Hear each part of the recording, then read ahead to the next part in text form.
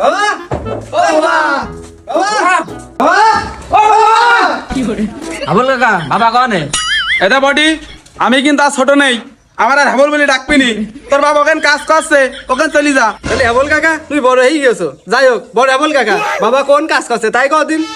তুই আমার হাবল কলি, তোর বাবা নতুন বাড়ি ওখানে কাজ করছে শিখে নে। এই হাবল কি বলতে আসছেন বোঝা হয়ে গেছে, আমাদের বাবা ওই বিশ্বকালের বাড়ির ওখানে আসতো রাই। আরে ওই দুটো তো আমার হাবলের সাথে কাকা তাও বুঝলো। আরে শালা দিলীপে ছোট যাওরা ছেলে কত বড় যাওরা, আমার হাবল বলতে বলতে মানুষের সামনে সামনে চলে গেল। বাবা আমরা লেখাপড়া শেষ করে 3 ভাই চলে আইছি। তা মনে তোরা আইছিস আমার জন্য কি নিয়ে আইছিস?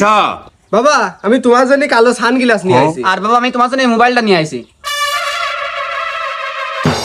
মনে পল্টু তুই আমার জন্য কিছু আনিসনি বাজান?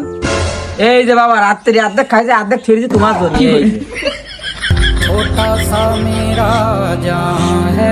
তুই কি করেছিস?